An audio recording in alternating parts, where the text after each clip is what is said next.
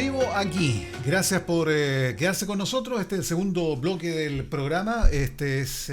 Cuenta con el financiamiento del Fondo de Fomento de Medios de Comunicación Social del Gobierno de Chile y también del Consejo Regional. Las señales 5.3 en Santiago, digital en UCB TV, aquí en la quinta región 4.3 y en la radio UCB 103.5, también en el portal web.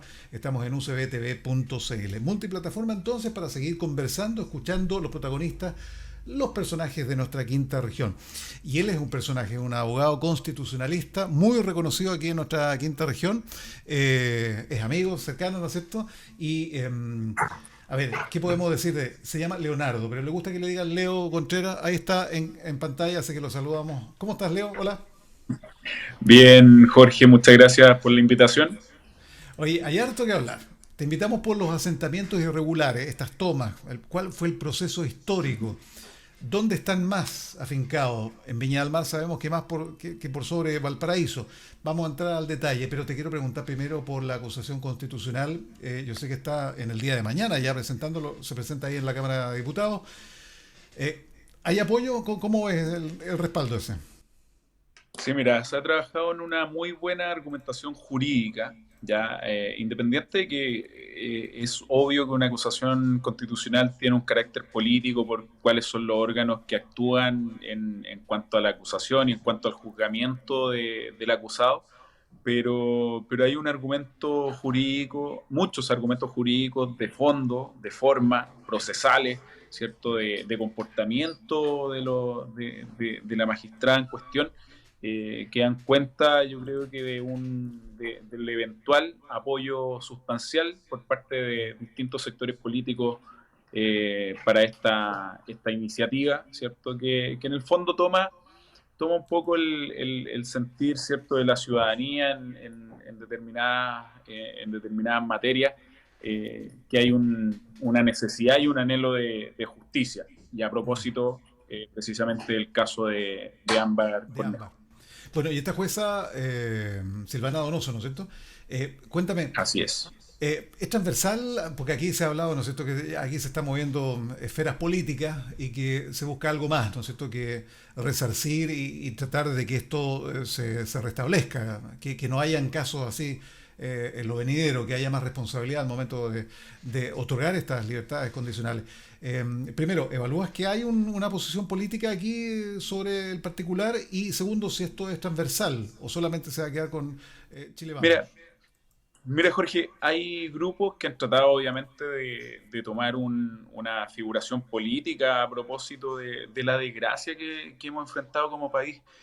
Habían algunos, ¿cierto? Y es lo que yo pienso en mi fuero interno, ¿cierto? Y que he materializado al ser papá de hija adolescente, de que hay una necesidad de justicia, como lo decía.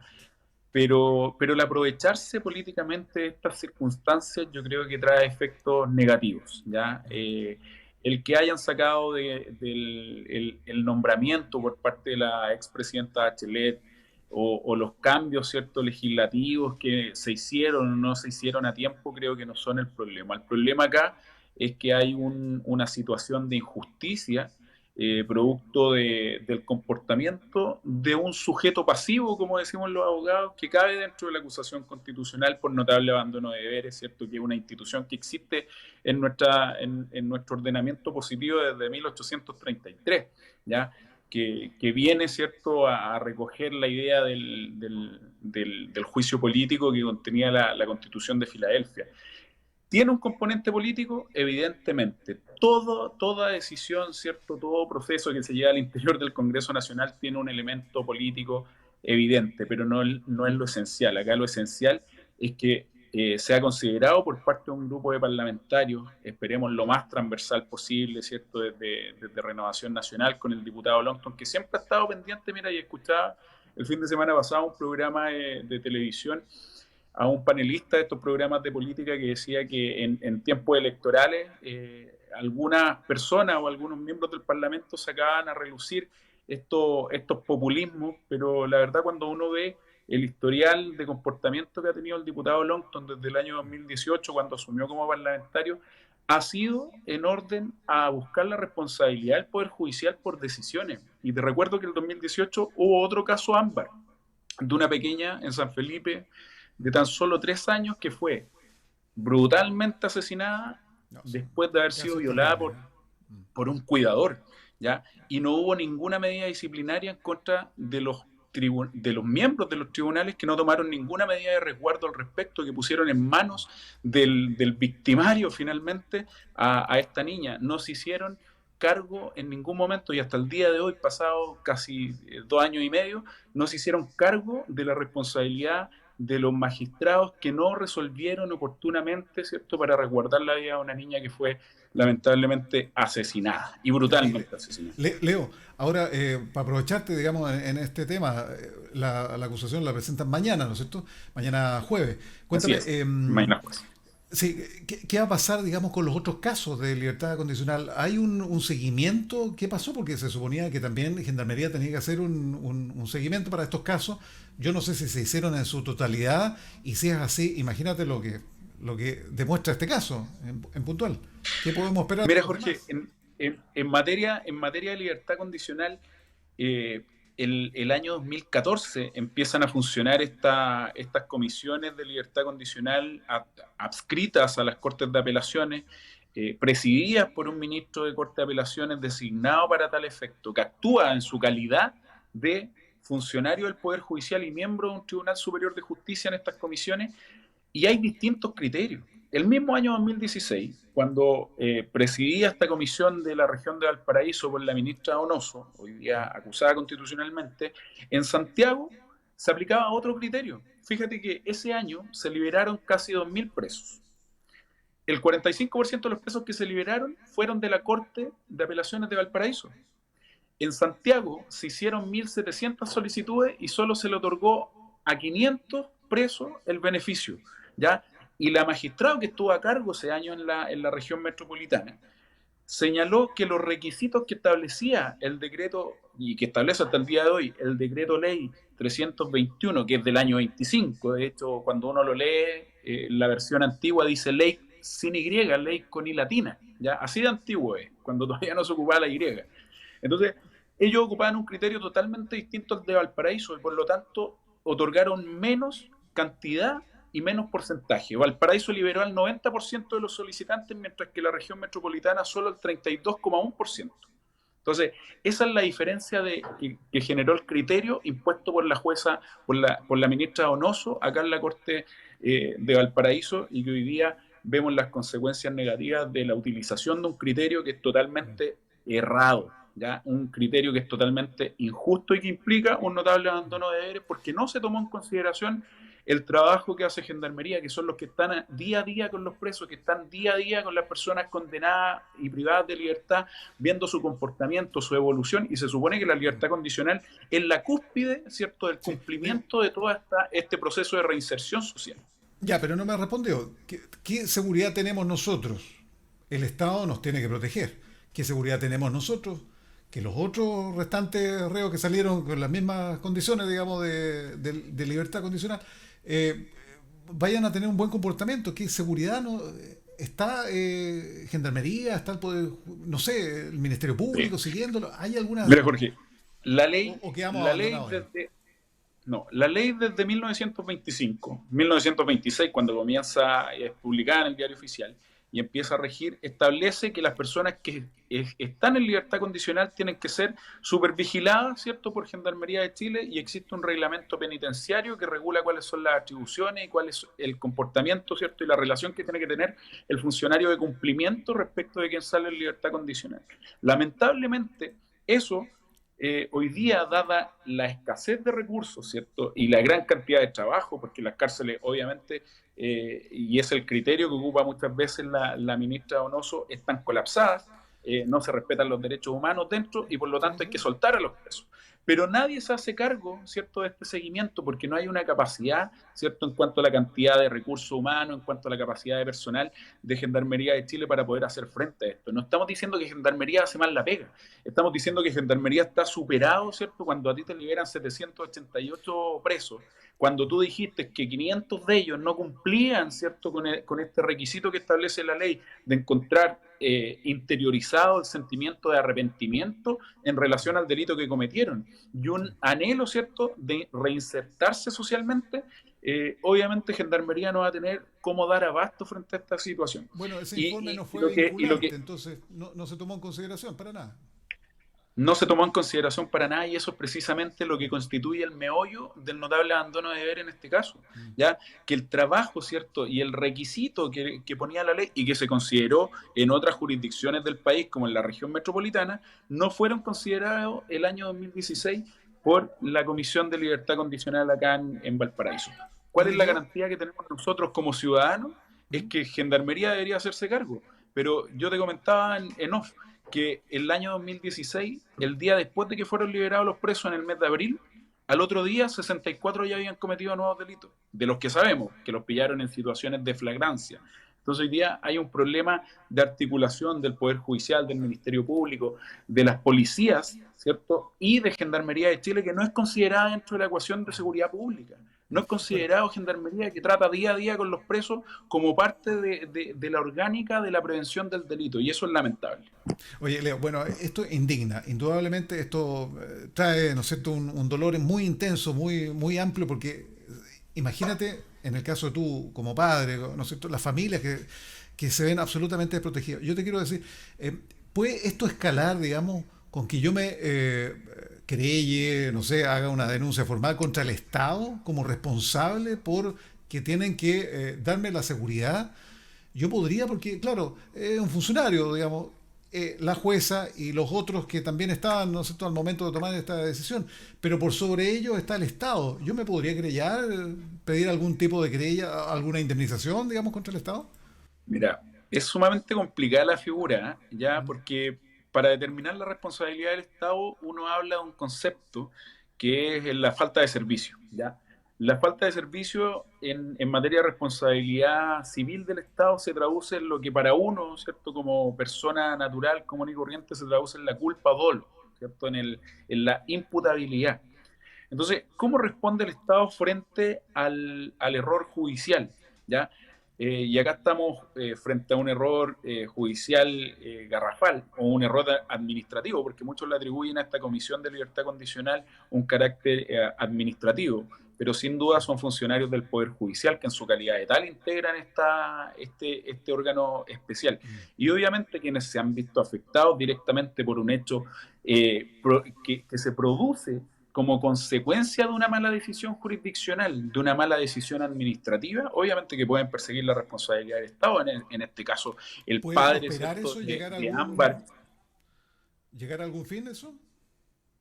Mira, en Chile las demandas contra el Estado primero tienen problemas procesales sumamente importantes que las hacen casi imposible de llevar a cabo. Mm. Porque primero hay una defensa corporativa que la lleva a cabo el Consejo de Defensa del Estado, tienes trabas procesales porque tienes que demandar en un tribunal asiento de corte, por ejemplo, no se podría demandar en este caso en Villa Alemana, sino que tendríamos que demandar en Valparaíso. Y hay toda una traba en cuanto a las notificaciones y es un proceso civil ordinario.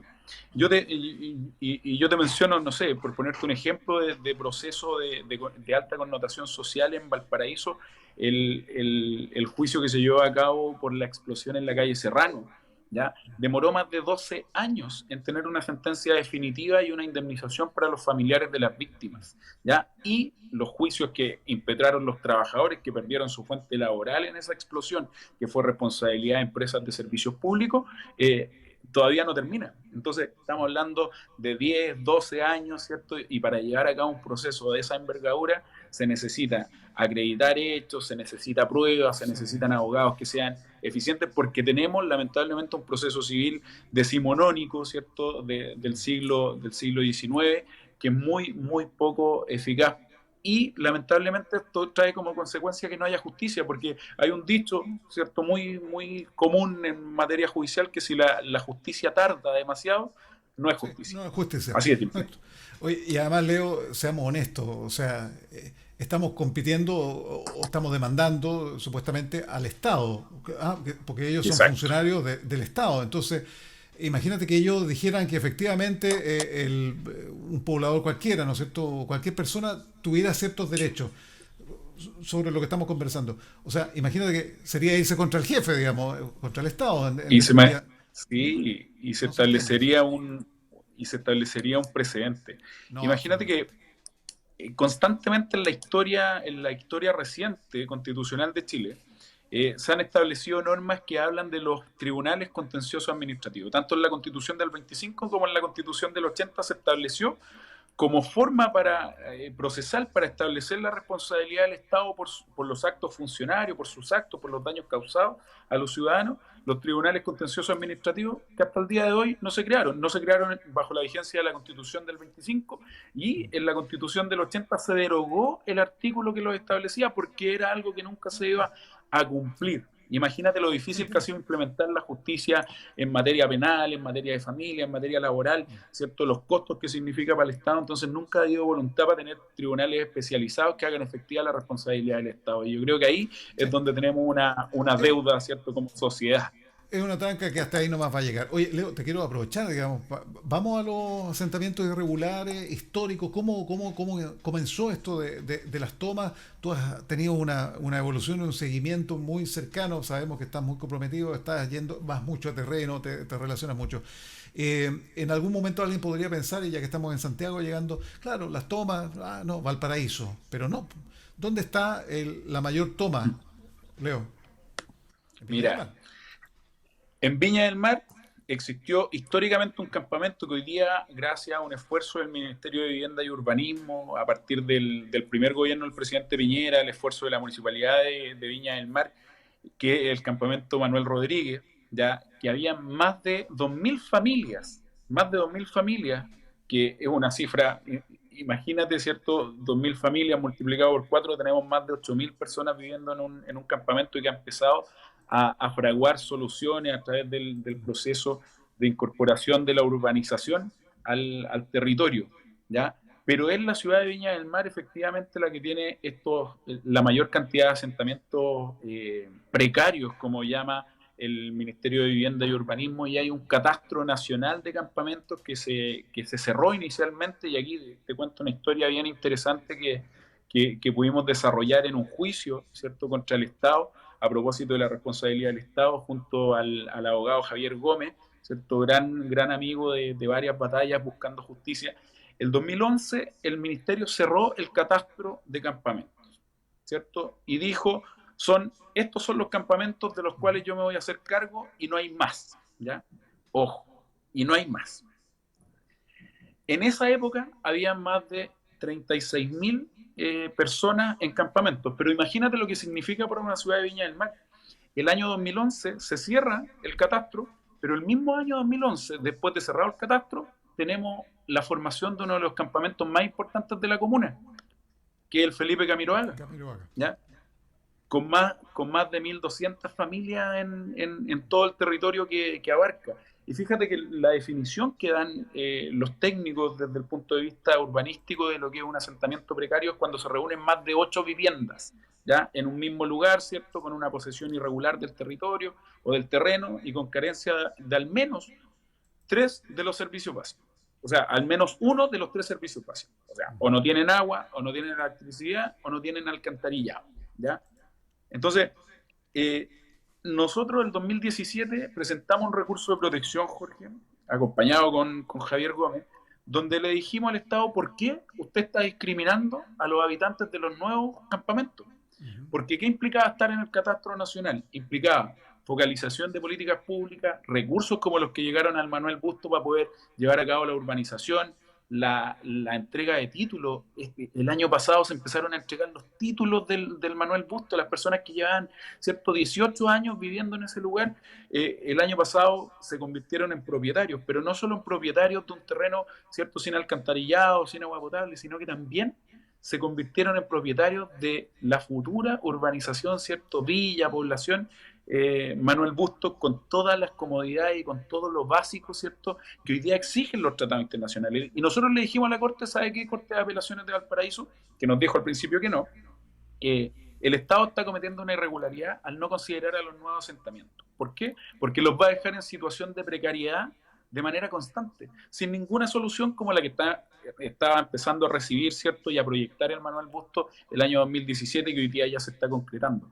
Entonces, ganamos ese recurso de protección, Jorge, en la Corte Suprema, donde la Corte le dijo al Estado, al Ministerio de Vivienda y Urbanismo, ¿cierto? Y esto no tiene color político porque hemos seguido insistiendo en el gobierno de la presidenta Bachelet y ahora en el gobierno del presidente Piñera, de que ese catastro, ¿cierto?, se aperture y se abra. Y se ha llevado a cabo y se han incluido aquellos asentamientos que no estaban incluidos y que por lo tanto hoy día, producto de esa inclusión en el catastro del año 2019, producto de este recurso de protección que nosotros ganamos ante la justicia chilena, el Estado se hizo cargo y amplió lo que había hecho el año 2011, después de 8 años, ¿cierto?, de lucha de los campamentos más grandes, ¿cierto?, porque el Manuel Bustos venía en un proceso de regularización, pero tenemos el campamento, ¿cierto?, Felipe Camiroaga y otros campamentos de la ciudad de Valparaíso, como Nuevo Amanecer, Mesana, que también tiene mucho tiempo, las Torres de Rock One,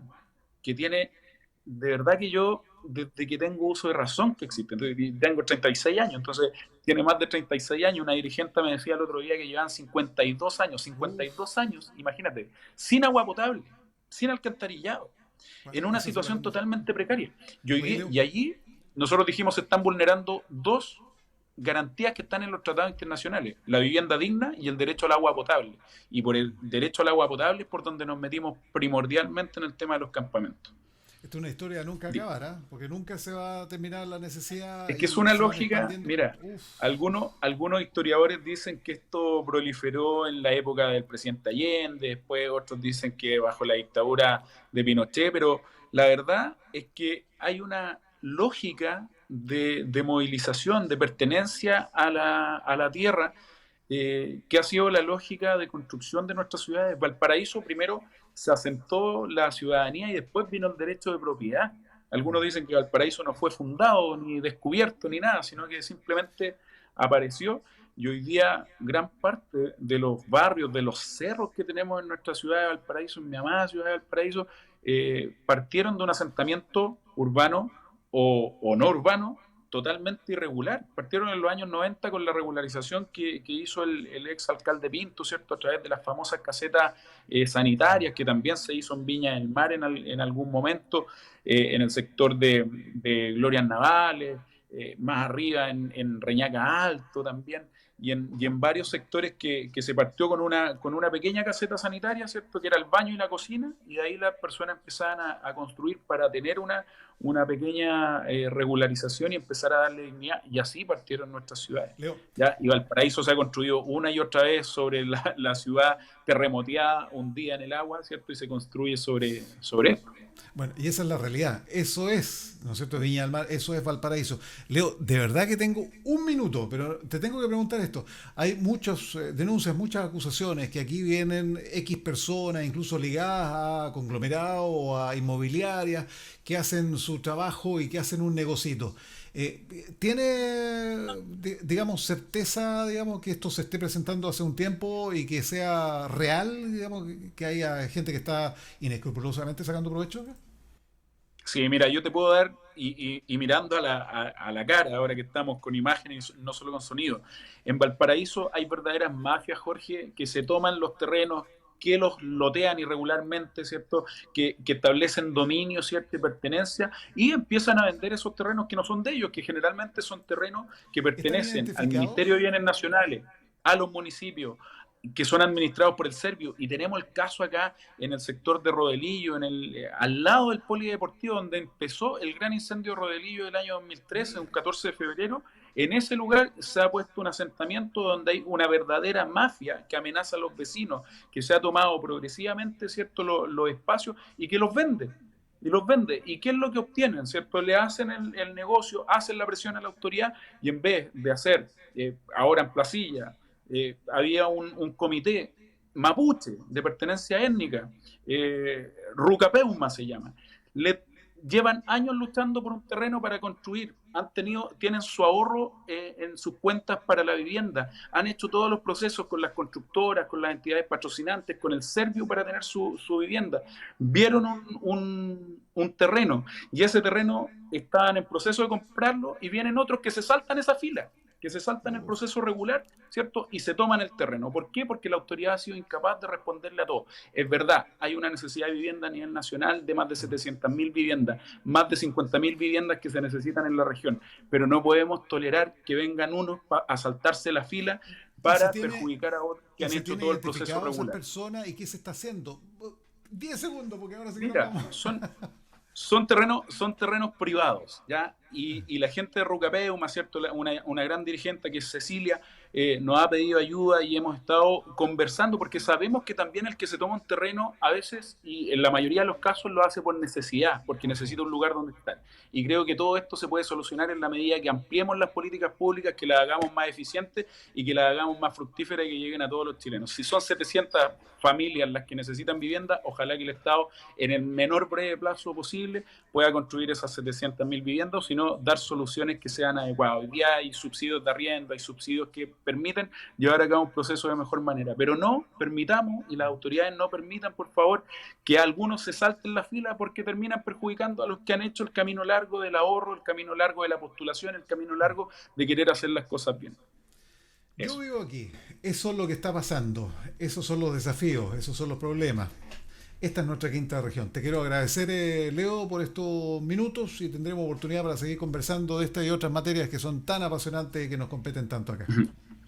Gracias, Jorge. Un gusto como siempre. Que esté muy bien, gracias. Leo Contreras ahí.